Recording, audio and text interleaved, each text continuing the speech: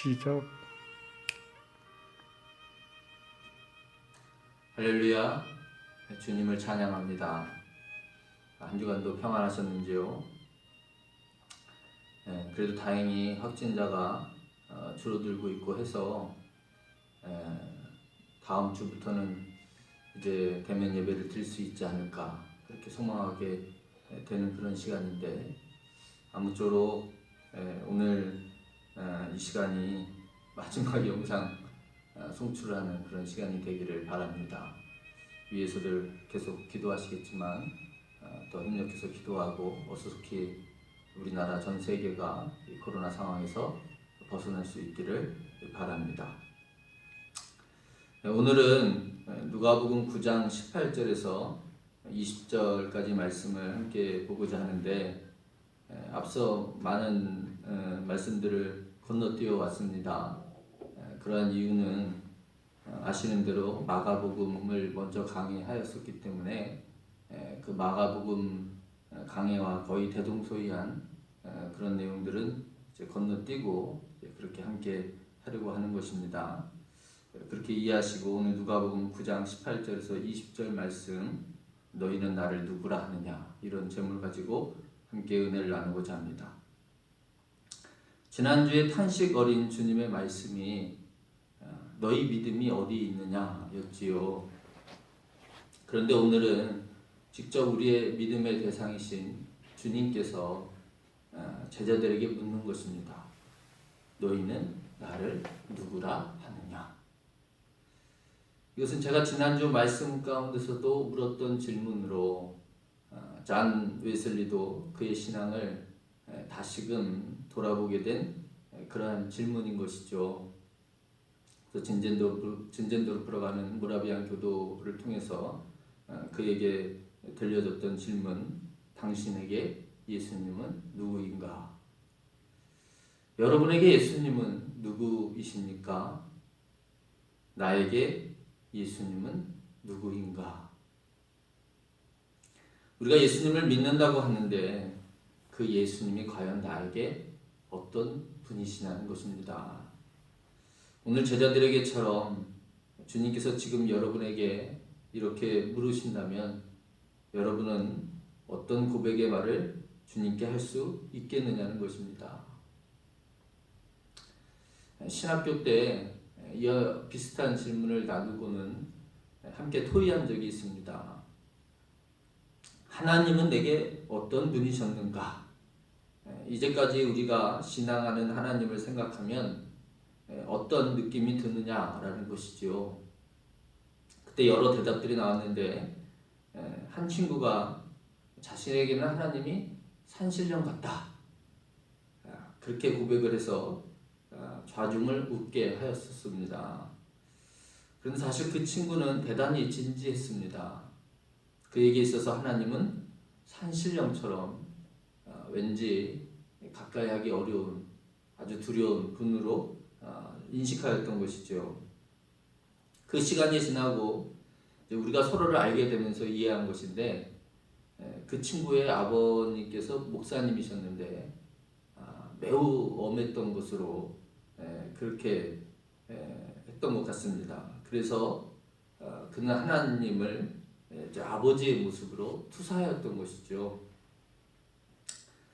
사랑하는 성도 여러분, 주님은 여러분에게 어떤 분이십니까? 예수님이 진정 여러분의 구세주이자 주인이 되시고 있는가요? 오늘 본문에서는 베드로가 주님 앞에서 하나님의 그리스도시니이다 라고 고백을 합니다. 다 아시는 대로 그리스도는 헬라어이지만 히브리 말인 메시아와 같은 의미라는 것이죠. 그 기름 부음 받은 자를 뜻합니다. 본래는 왕이나 선지자들을 뜻하는 그런 용어였는데 어느 때부턴가는 하나님의 사람으로 약속된 대망의 구원자, 구세주를 의미하는 단어로 확립이 되었습니다. 그래서 이스라엘 백성들에게 있어서는 그들을 구원할 자가 바로 그리스도인 것이죠. 그런데 우리가 이제 믿음 안에 있고 이제 교회 안에 있으면서 늘 이를 접해서 그렇지 실상은 이 그리스도라는 단어가 우리에게 그리 가깝게 와닿는 그런 말은 아닐 것입니다. 그렇지 않습니까? 뭐 구원자, 구세주 이런 단어들이 우리나라 사람들에게 특별한 의미로 다가오는 단어가 되겠느냐는 것입니다. 아무래도 좀 낯설죠. 그러므로 믿음 생활을 하는 우리로서도 실제로는 자신이 예수님을 받아들이는 그 이미지대로 투사될 수밖에 없을 것입니다. 그래서 산신령이 될 수도 있고 특별한 능력자이거나 또는 예언자 혹은 매우 가까운 친구나 내 길을 이끄시는 스승이 될 수도 있을 것입니다. 무슨 말씀인지 이해하셨지요? 다시 묻지요. 여러분에게 예수님은 어떤 분에 가깝습니까? 아마도 여러분들이 가장 잘 예수님을 받아들이는 의미는 여러분들의 기도 가운데 나타나 있지 않을까요? 사랑하는 성도 여러분, 지금까지 여러분이 어떤 고백 가운데 주님을 믿음으로 받아들였는지는 모르겠으나 오늘 이 시간 이후부터는 확고하게 예수님을 나의 구세주, 곧 이 죄악된 세상에서 나를 구원하실 분으로 온전히 모실 수 있기를 바랍니다. 그리고 그 주님은 하나님께서 보내신 유일하고도 참된 하나님의 아들이심을 또한 믿으시기 바랍니다. 오늘 본문을 통해서 우리의 이와 같은 고백의 의미가 더욱 분명히 새겨질 수 있기를 축원합니다. 오늘 본문은 예수님의 사역이 끝머리에 이르렀음을 알 수 있는 그런 대목이라 할 수 있습니다. 제자들에게 전도 훈련을 9장 1절에서 6절에 보면 제자 파송하는 장면이 나오죠. 그렇게 훈련을 시키신 후에 예수님은 그의 전권적인 능력으로 오병이어의 기적을 행합니다. 10절에서 17절까지 내용입니다. 이 일은 제자들이라 하더라도 쉬 흉내낼 수 없는 그런 정말 바람을 잠잠케 한 것 같은 그런 범주의 일이라 할 것이죠. 그래서 주님이 주신 능력인 병을 고치거나 귀신을 축출하는 그런 범주를 뛰어넘는 일인 것입니다. 이러한 기적까지 일으키심으로 예수님은 확실하게 그의 존재를 세상 가운데 온전히 부각시키고 있는 것입니다. 왜 그렇게 하시는 것입니까? 그분에게 약속된 시간이 다가옴으로 인해 그리스도로서의 확실한 그런 인증이 필요했을 것입니다. 여기서 약속된 시간이라 함은 바로 고난과 죽음 그리고 부활로 이어지는 그의 사역의 종착점인 것입니다. 그 종착점을 향한 예루살렘으로 올라갈 날이 얼마 남지 않은 것입니다. 이와 같은 시점에 이와 같은 일에 대한 예고를 바로 앞둔 시점에 예수님께서는 그의 제자들의 믿음이 어느 정도인지 궁금하지 않을 수 없었을 것입니다.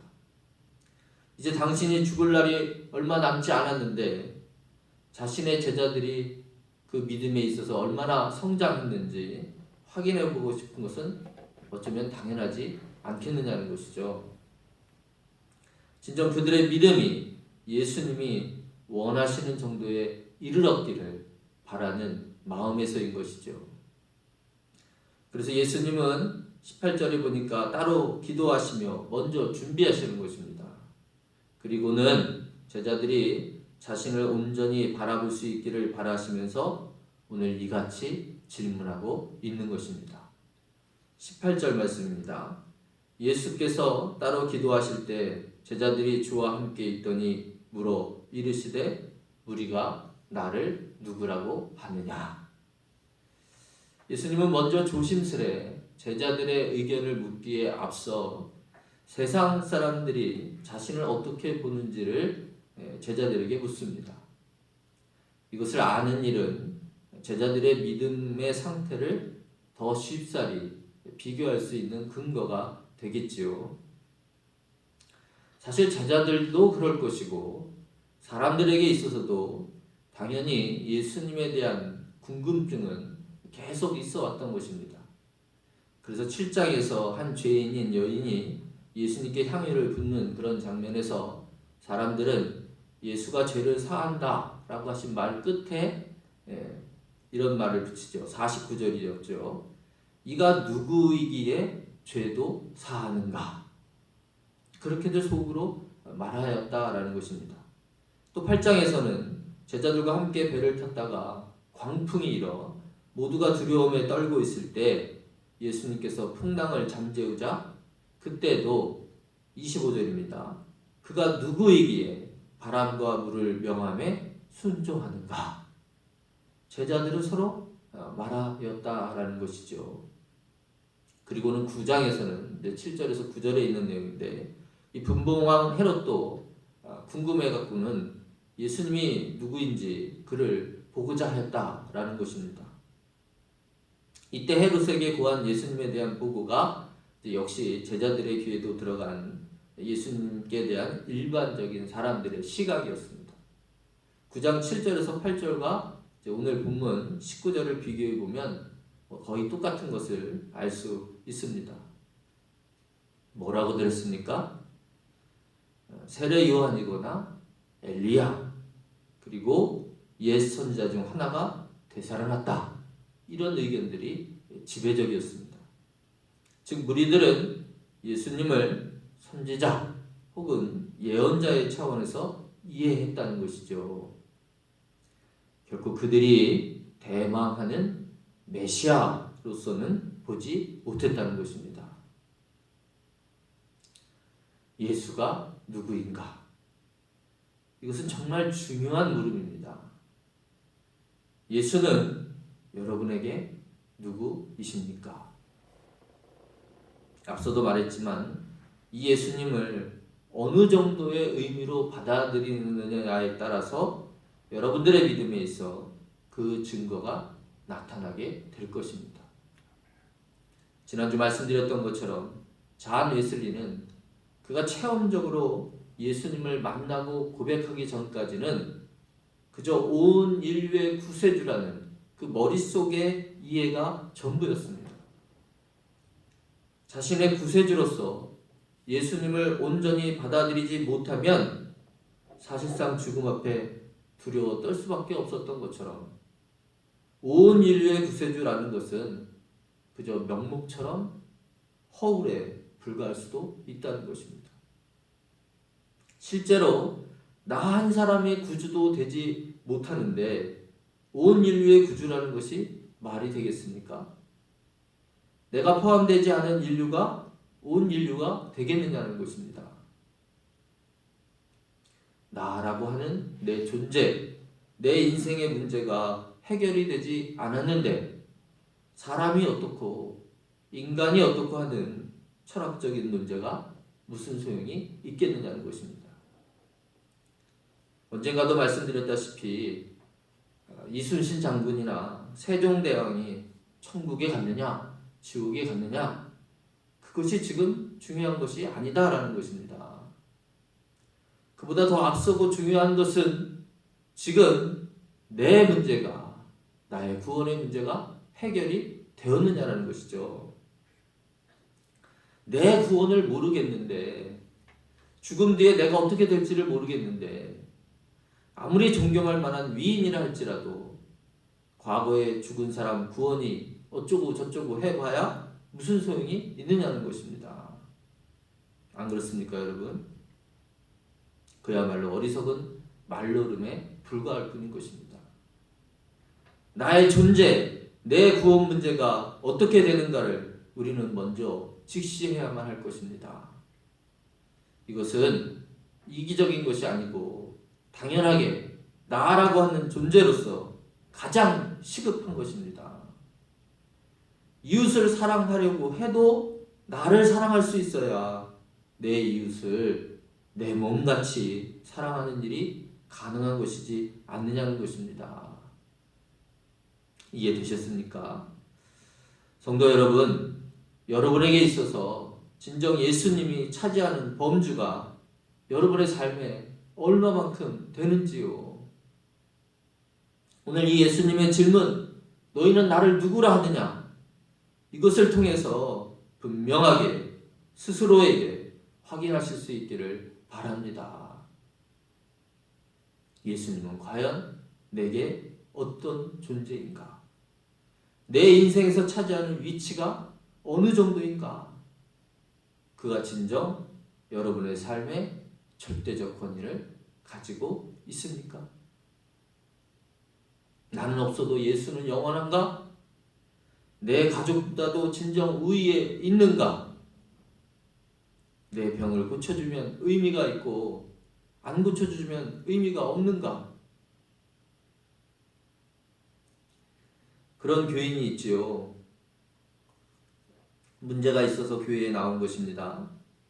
그래서 문제 해결을 위해 열심히 교회에 다닙니다. 또는 교회에 나오면 복을 받는다니까 그래서 열심히 또 교회에 다니는 교인도 있죠. 그런데 문제가 해결이 안 돼요.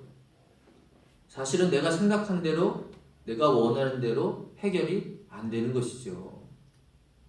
그럼 어떡합니까? 실망하고는 교회를 떠나는 것이죠. 실은 자신들이 보는 관점에서 해결이 안 됐다라는 것이죠. 그 문제는 이미 해결이 난 문제일 수도 있고 시간이 더 걸릴 수도 있을 것입니다. 그러나 깨닫지 못하고 기다리지 못하는 이는 결국 교회를 떠나게 되는 것이죠.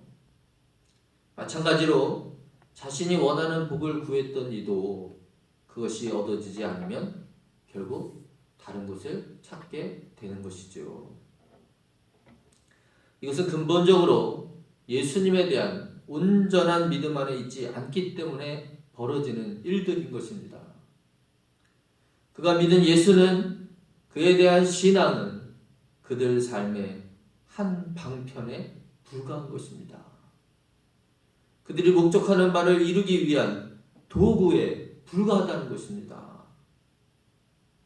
그러므로 그들이 목적한 대로 자신들의 생각대로 이루어지지 않으면 버릴 수가 있는 것입니다. 여러분, 하나님께서 그리고 예수님이 우리 삶에 있어서 우리가 얻고자 하는 그 바에 단지 일시적으로 필요한 그런 도구에 지나지 않습니까? 병 고치기 위한 도구, 어려움을 극복하기 위한 도구, 원하는 것을 얻기 위한 도구, 단지 마음의 위로를 얻기 위한 도구, 도깨비 방망이 같은 그런 것에 지나지 않느냐는 것입니다.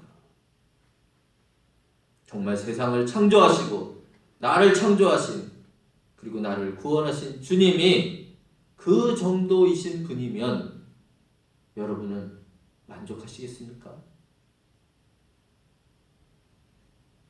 아닙니까?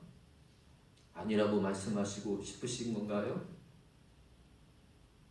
그런데 왜 자꾸만 실족하십니까? 주님이 아니라 내 믿음이 문제라는 것입니다.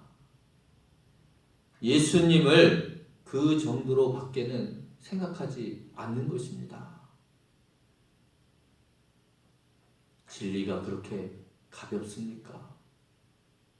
나 하나의 존재로 좌우되는 것이냐 말입니다.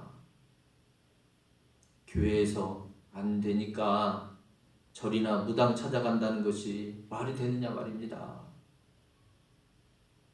어찌하여 주님을 가슴 아프게 하십니까?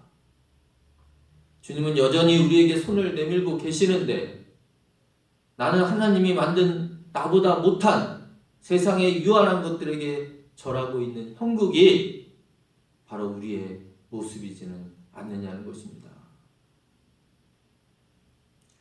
하나님께서 얼마나 답답해 하시며 기가 차시겠습니까? 성도 여러분, 진정 예수님은 여러분에게 누구이십니까? 이제 예수님이 누구인가에 대한 본문의 결론입니다. 마가복음에서는 베드로의 고백이 주는 그리스도시니이다 라고만 씌워져 있습니다. 근데 오늘 누가복음에서는 누가가 첨삭을 했는지는 모르겠지만 하나님의 그리스도시니이다 이렇게 20절에 되어 있습니다. 그러니까 주님 대신 예수님은 그냥 구세주가 아니라 하나님께 소속된, 즉 하나님의 아들이신 그리스도라는 것을 강조하고자 했던 것입니다. 마태복음은 한층 더하죠. 우리가 잘 외우는 것처럼 주는 그리스도시요 살아계신 하나님의 아들이십니다. 그러니까 하나님의 아들인 것도 모자라 살아계신이라는 말까지 붙인 것이죠. 영존하시는 분의 아들, 진정한 유일한 신의 아들로서 우리의 구세주라는 것입니다. 이것은 또한 곧이어 베드로가 겪게 되는 변화사 사건을 통해서 하늘의 음성으로 확증됩니다. 9장 35절입니다. 구름 속에서 소리가 나서 이르되 이는 나의 아들 곧 택함을 받은 자니. 할렐루야. 사랑하는 성도 여러분, 예수님이 누구시라고요? 하나님의 아들로서 여러분과 저를 이 땅에서, 이 죄악된 세상에서, 유한한 죽음을 바라보는 이 세상에서 영원한 나라로 건져내실 분이시라는 것입니다. 믿으십니까? 반드시 이 믿음 가운데 거하시길 바랍니다. 부모도, 남편도, 그리고 자식도 여러분을 구원할 수 없습니다. 세상의 그 어떤 사람도 여러분에게 참된 진리의 길을 온전히 안내해 줄 수 없음을, 이 세상의 재물도 여러분을 구원할 수 없음을, 이 세상의 그 어떤 것도 여러분의 영혼에 대한 갈증을 해소시켜 줄 수 없음을, 그 어떤 것도 여러분에게 온전한 평안을 줄 수 없음을, 오직 예수로만 이 모든 것이 해결될 수 있음을 믿어야 합니다. 내가 곧 길이요 진리요 생명이니 나로 말미암지 않고는 아버지께로 올 자가 없느니라. 아멘. 오직 예수로만 하나님께 이룰 수 있는 것입니다. 오직 예수님만이 저와 여러분의 구원자 되심을 믿는 믿음이 이 시간 이후부터 영원까지 변함 없으시기를 주님의 이름으로 축원합니다. 아멘. 아멘. 기도하겠습니다. 아버지 하나님, 참으로 저희들을 사랑하시고 함께 하시는 줄로 믿습니다. 참으로 그 은혜 가운데 온전히 거할 수 있기를 원합니다. 이 약한 때에 정말 더욱더 주님과 가까이 주님의 절대적 권위 아래 아버지 저희들 거할 수 있기를 원합니다. 진정으로 주님을 의지하고 전적으로 의지하는 그 믿음으로 하나님 이때의 이 어려움을 능히 이겨낼 수 있기를 원합니다. 우리가 과연 주님을 어떻게 고백해 왔는지요. 오늘 말씀을 통해서 다시 한번 분명한 믿음의 확신을 가지고 주는 그리스도시요 살아계신 하나님의 아들이심을 아버지여 진정 마음에 새기며 온전히 고백하며 그 믿음을 세상 가운데 전하는 그러한 우리 시온성민교회 성도들 다 될 수 있도록 은혜를 내려 주시옵소서. 그 주님이 나를 구원하시고 영원한 나라로 인도하여 주실 것입니다. 오늘도 그와 같이 고백하는 저들에게 한없는 은혜를 부어 주시옵소서. 함께 하실 줄 믿사옵고 거룩하신 예수님 이름으로 기도드립니다. 아멘.